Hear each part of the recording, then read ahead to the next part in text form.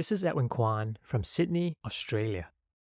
Atlassian recently suffered a data leak which affected thousands of employee records as well as the building floor plans for their Sydney and San Francisco offices. The employee records include email addresses, phone numbers, and names. The threat actors gain entry to Atlassian systems via a third-party provider named Envoy. It was initially thought that Envoy had suffered a security breach.